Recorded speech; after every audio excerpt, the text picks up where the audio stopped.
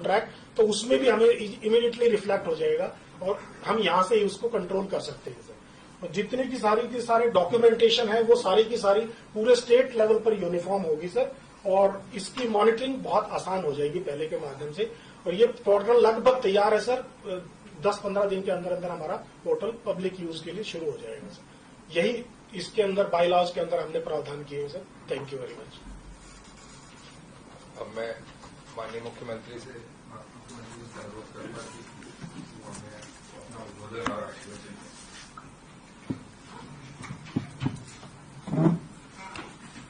मित्रों, भी 3 विभिन्न प्रकार की जानकारियां आपको दी गई हैं, जिसमें एक जो सबसे पहले तो किसानों के हित में जो ई कृषि क्षतिपूर्ति के नाते से जो पोर्टल लॉन्च किया गया है, और दूसरी जो जानकारी हमारे जो आम नागरिक जो एचएसवीपी के साथ जुड़े हुए हैं अपने मकानों के नाते से, उनकी तरह तरह की कठिनाइयां जैसे आती हैं, तो उसमें से हर चीज को कैसे आसान किया जाए, ईज ऑफ लिविंग के नाते से एक बहुत से जो कार्यक्रम चलाते हैं, उसी में से ये आज 4-5 सुविधाएं जो बताई गई हैं वो उनके लिए हैं।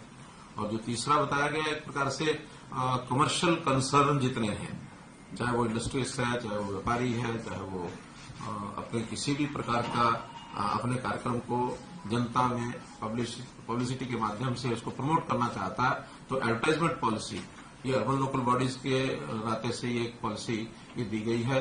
तो मोटे रूप से अलग अलग वर्गों के लिए ये तीनों चीजें की गई हैं।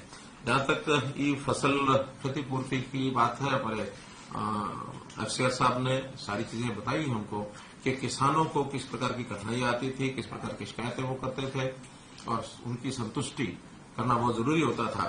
फिर बाद में पटवारी लेवल पर, तहसीलदार लेवल पर, डीसी, एसडीएम वो सब लगते थे, तब जाकर के कुछ संतोष हो पाते थे, कुछ नहीं हो पाते थे। अब उनकी अपनी पार्टिसिपेशन, क्योंकि समाज में हमेशा संतुष्टि का फैक्टर तब बढ़ता है जब लोगों की अपनी पार्टिसिपेशन ज्यादा से ज्यादा कराई जाए।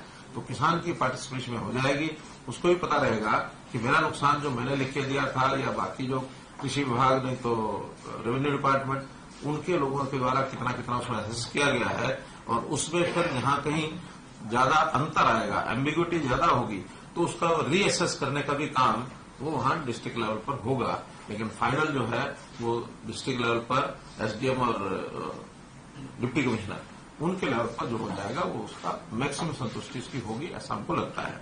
तो ये एक कार्यक्रम आपको दिया गया। फसल नुकसान के जैसे अलग अलग स्लैब होते हैं, वो सारे अलग अलग मुआवजा उसके हिसाब से होगा। उन स्लैब में जैसे पहला स्लैब है 0 से लेकर 24% तक, दूसरा 25 से 32%, 0 से 24% का कोई मुआवजा दिया नहीं जाता है, ऐसी पॉलिसी है।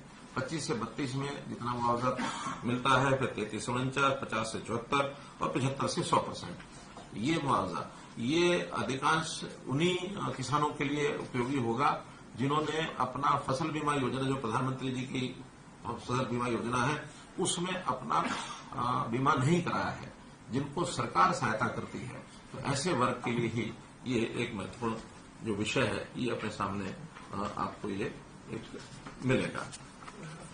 इसी प्रकार दूसरा जो एचएसवीपी ने जो सारी बातें बताई हैं, वो मैंने आपको बताई है कि उससे ये सब सुविधाएं सब जो हमारे कंज्यूमर्स हैं उनके लिए बताई गई हैं। और उसमें जैसा वाहन के ऊपर इनकी जो सारी वाहन चलेगा, जो व्यक्ति नहीं आ सकता है ऑफिस तक, उसका बायोमेट्रिक उसका अटेंडेंस लेना है या उसके कुछ सिग्नेचर कराने हैं, इस प्रकार से ये सारी चीजें आपको बताई गई हैं। तीसरा जो विज्ञापन पॉलिसी, इस विज्ञापन पॉलिसी में वैसे तो बहुत पहले भी विज्ञापन पॉलिसीज बनती रही हैं, लेकिन कोई ना कोई कमी उसमें हमेशा ध्यान आती रही है, एक्सपीरियंस के हिसाब से भी ध्यान में आता है। लेकिन उसके अंदर जो गलत फायदा लोग उठाते थे, उसके अंदर उसका जो रेवेन्यू को लॉस होता था, उसको कैसे रोका जाए और कैसे पारदर्शी तरीके से ये विज्ञापन की साइट्स उनको दी जाए।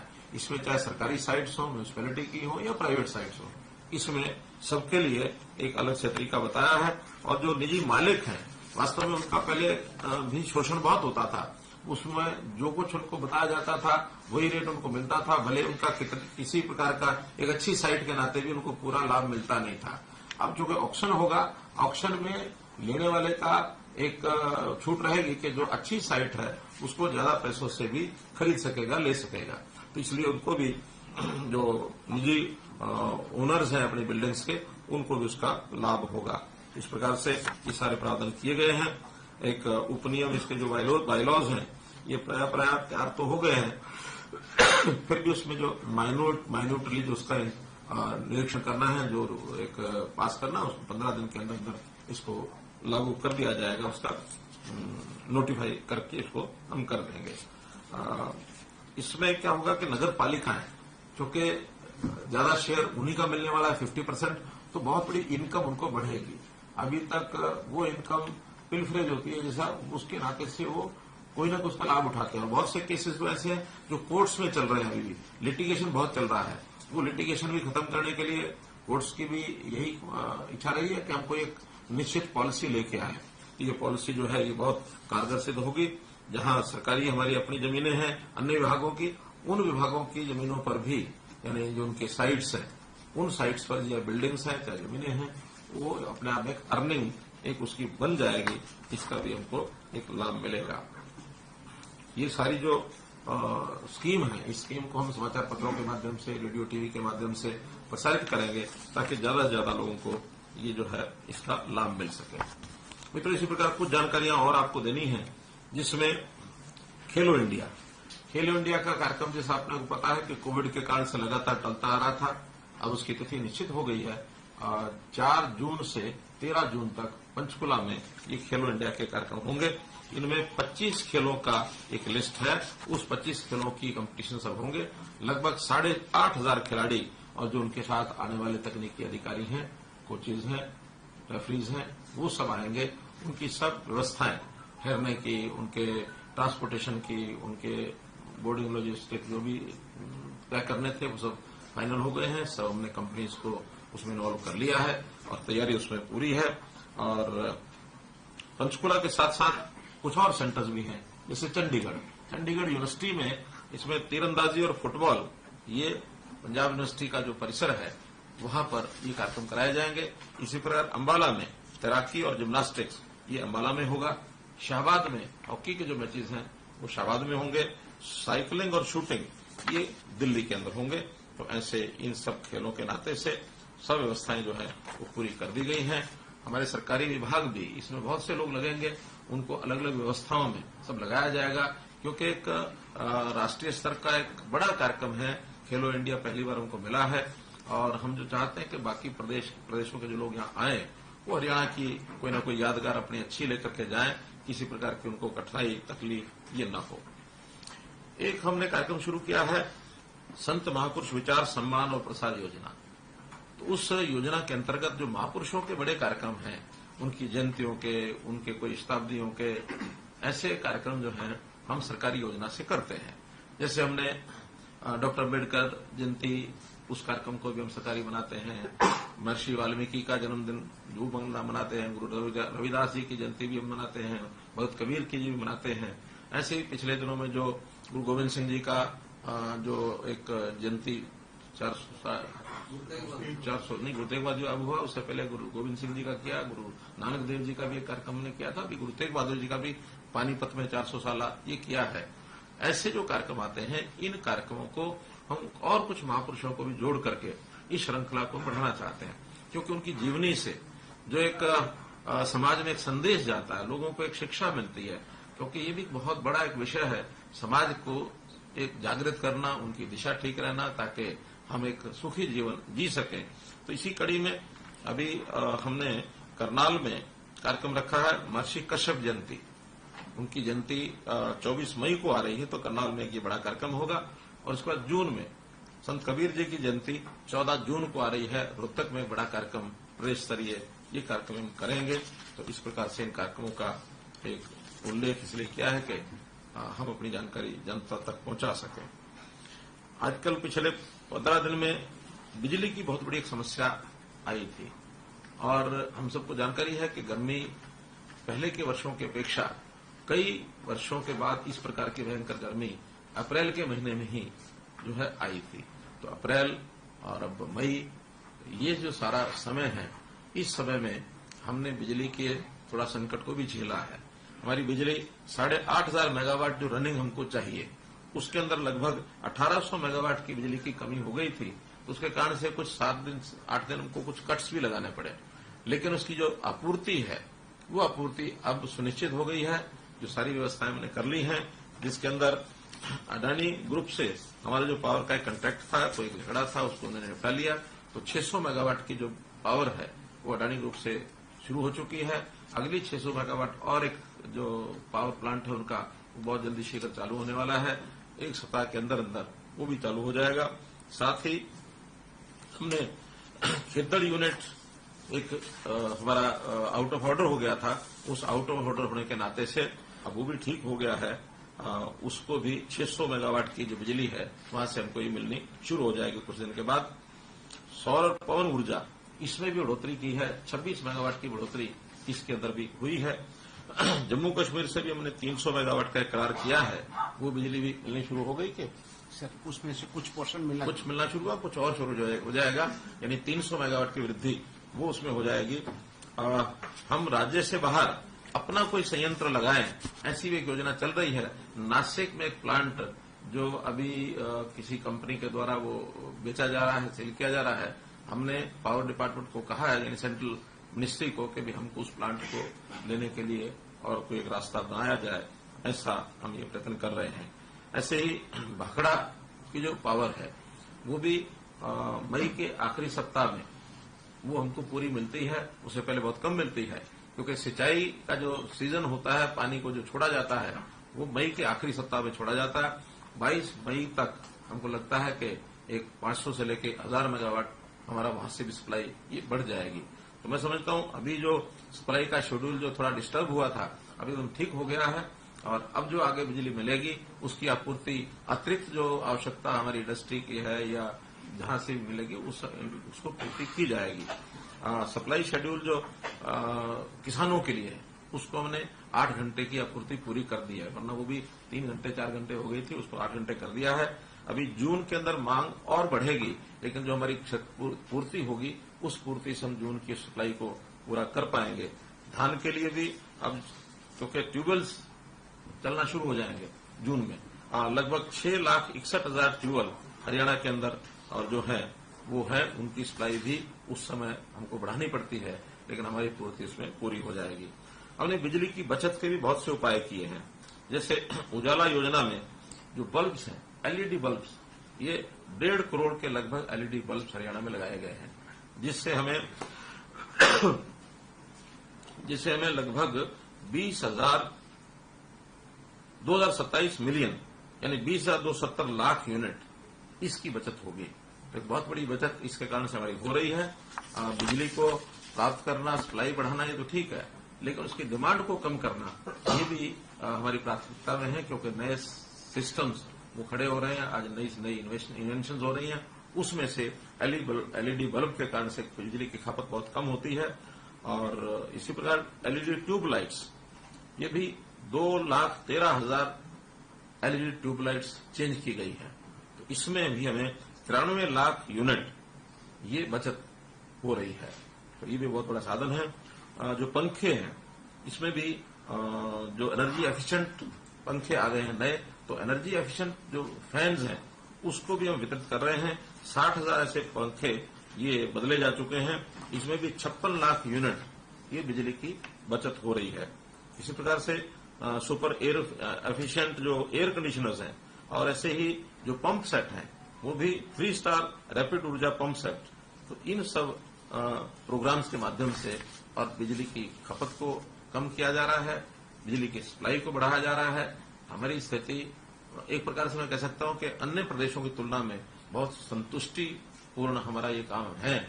फिर भी हम आगे और प्रयत्न करके बिजली की जो कठिनाई कई वर्षों के बाद इस बार जो आई है ये आगे न आए, इसका हम पूरा प्रबंध करेंगे।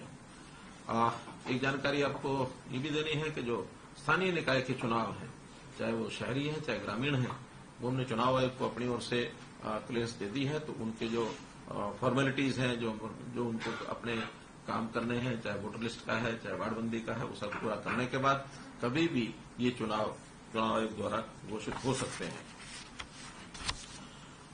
एक शरारतपूर्ण समाचार मीडिया में डाला जाता है वो दिल्ली को पानी की आपूर्ति।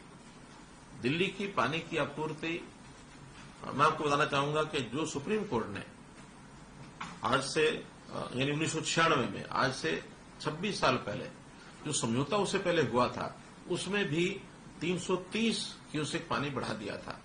पहले ये 719 क्यूसेक था। सुप्रीम कोर्ट ने कंडीशन लगाई थी कि 2 रिजर्वायर, हैदरपुर और वजीराबाद, ये 2 रिजर्वायर जो हैं ये हमेशा फुल रखने हैं, तो ये 1050 क्यूसेक देने से लगातार ये पूरा होते रहेंगे।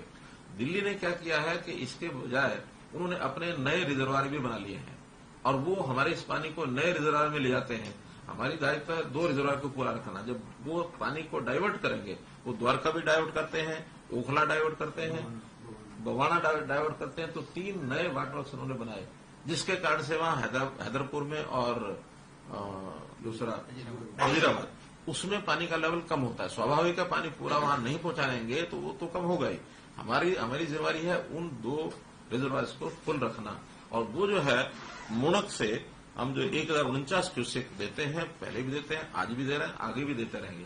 हालांकि हमारी अपनी कठिनाई भी बहुत है, लेकिन हम अपनी कठिनाई को कैसे पूरा करेंगे, जिम्मेवारी उनकी नहीं है, हमारी जिम्मेवारी जितनी हम पूरा करेंगे। अपने पानी की बचत कैसे की जाए, इसके तरह तरह के योजनाएं बना रहे हैं। धान को कैसे हम कम बुआई कराएं, धान को न बोने के बदले में 7000 रुपए का हमने 1 एकड़ का मुआवजा भी दिया है। इससे सैकड़ों करोड़ रुपए हमारा खर्च आ रहा है। और हम अपने यहाँ पानी को रिचार्जिंग के बहुत से ऐसी व्यवस्थाएं की हैं, ट्यूबवेल्स लगाए हैं, तो इन सब चीजों को कर रहे हैं। माइक्रो इरिगेशन का बहुत बड़ा बजट हमने बनाया है ताकि खेती में पानी कम लगे। तो हम अपनी व्यवस्थाएं अपने पानी की मैनेजमेंट से ही ये सब कर रहे हैं।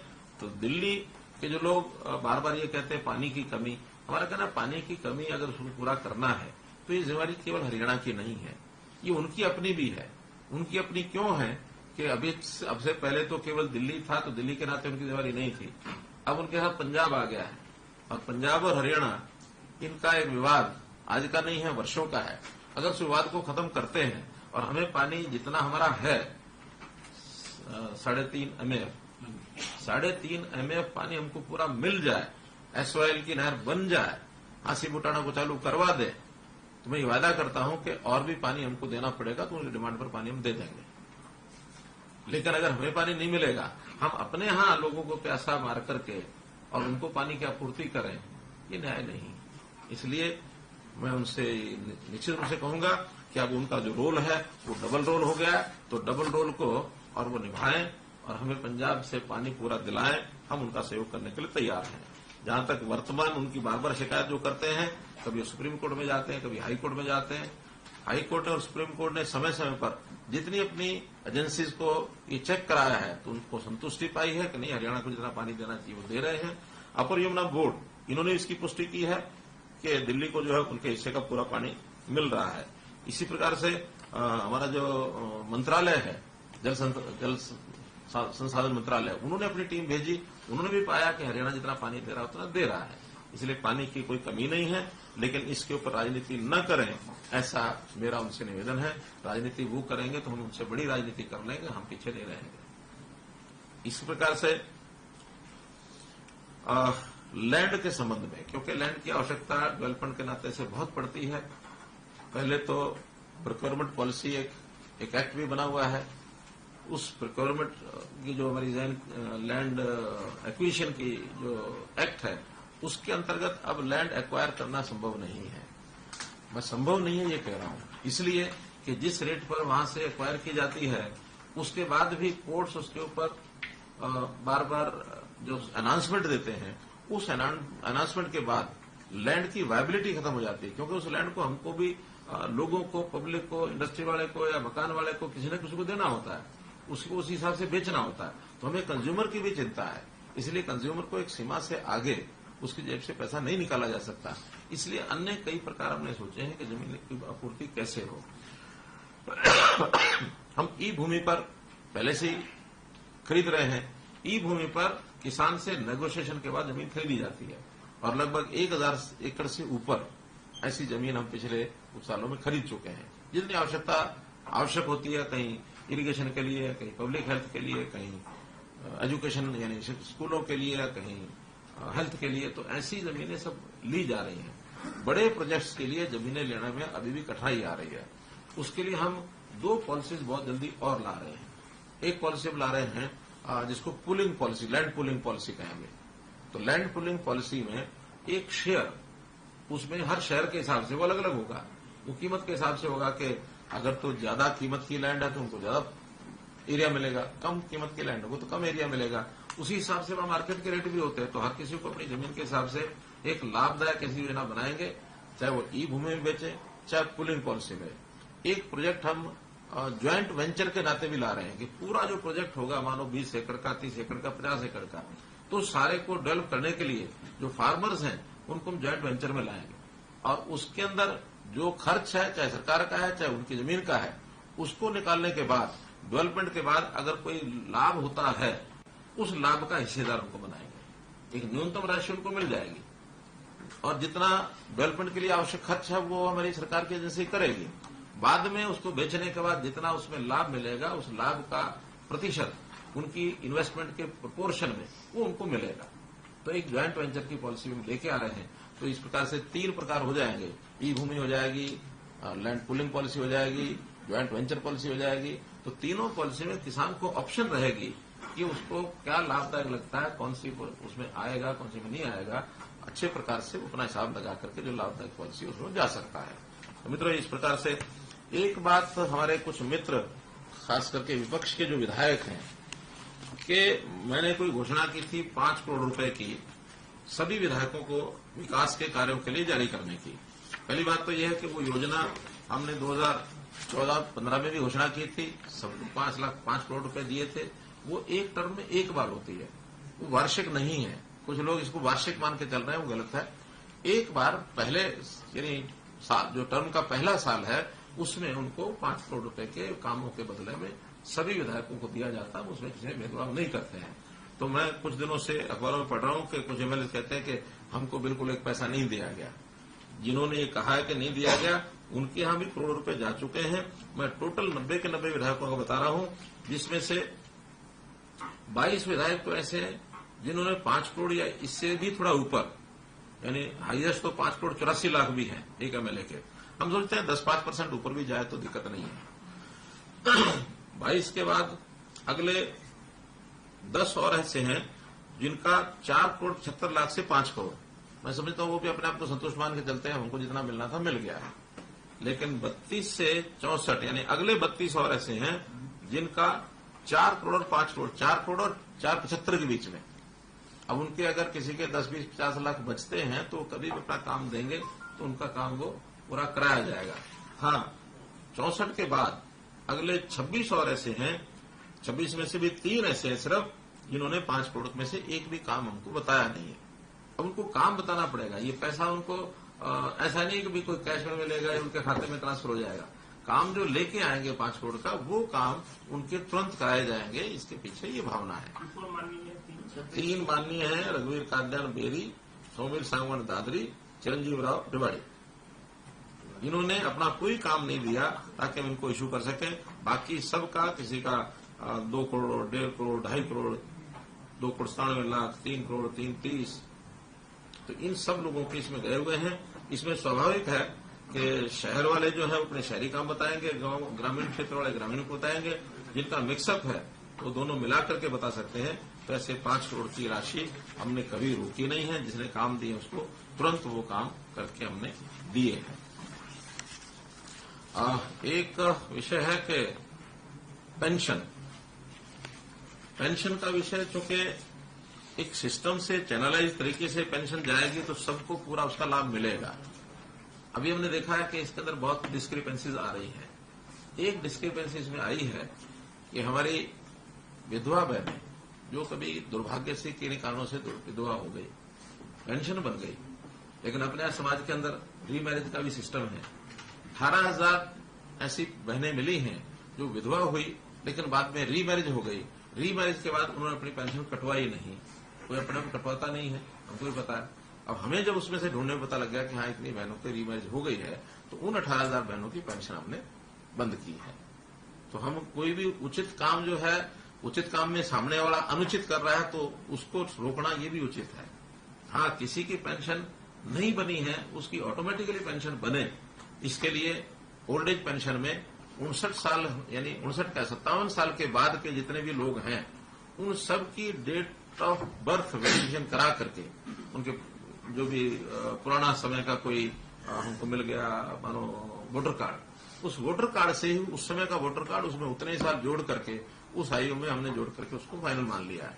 और उसके लिए और किसी प्रमाण की जरूरत होती नहीं है।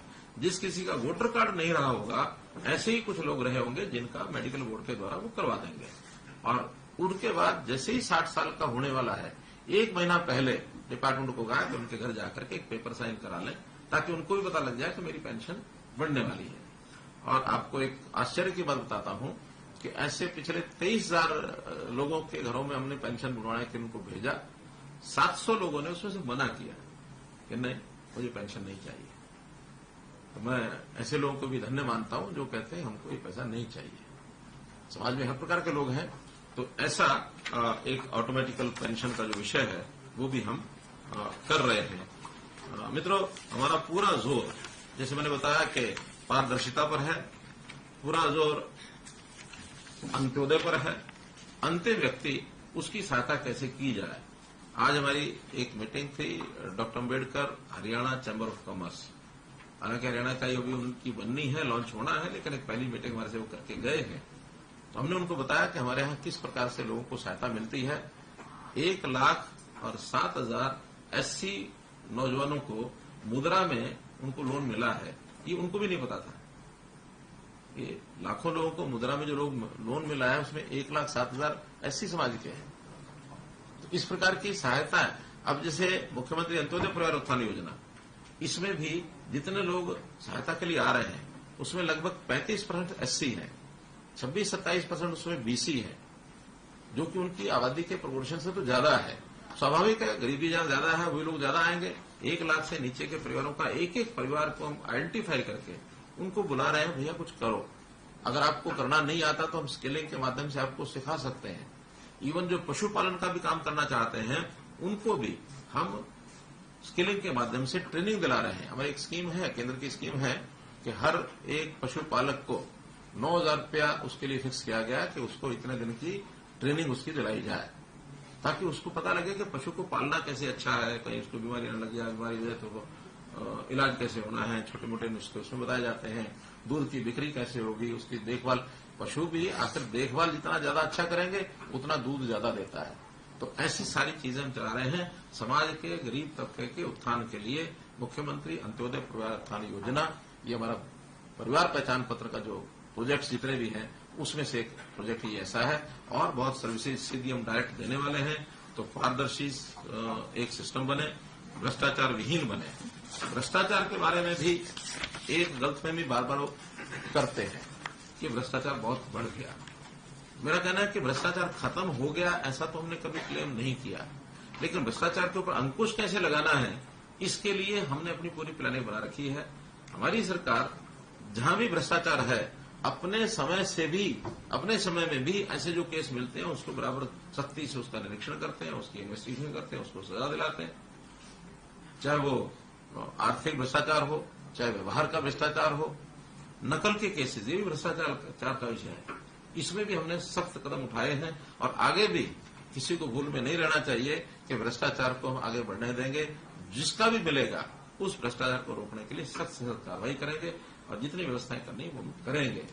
भ्रष्टाचार एक प्रकार का गुण है समाज में, समाज के ईज ऑफ लिविंग में एक बाधा है, तो ये हटेगा, लोग फिर अपने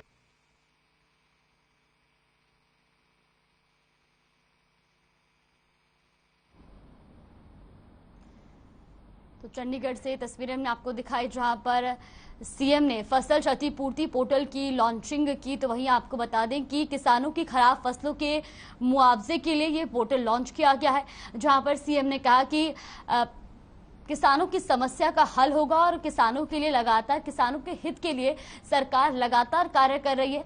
तो वहीं आपको बता दें कि फसल क्षतिपूर्ति पोर्टल के जरिए किसानों की खराब फसलों का मुआवजा उनको मिल सकेगा और किसानों की खराब फसलों के मुआवजे के लिए ही इस पोर्टल को लॉन्च किया गया है। वहीं उन्होंने कहा कि किसानों की समस्या हमारी समस्या है। साथ ही उन्होंने कहा कि स्थानीय निकाय चुनाव भी कभी भी हो सकते हैं और पानी की कोई कमी नहीं है। साथ ही उन्होंने कहा कि पेंशन पर भी सरकार लगातार काम करे और हरियाणा निवास में प्रेस वार्ता करते हुए सीएम ने ये सभी बयान दिए, जहां पर उन्होंने कहा कि किसानों को उचित मुआवजा देंगे। तो वही पीएम फसल बीमा योजना के तहत बिजली की समस्या को भी कम कर रहे हैं, उन्होंने ये कहा। और साथ ही साथ उन्होंने कहा कि किसानों की समस्या का हल होगा।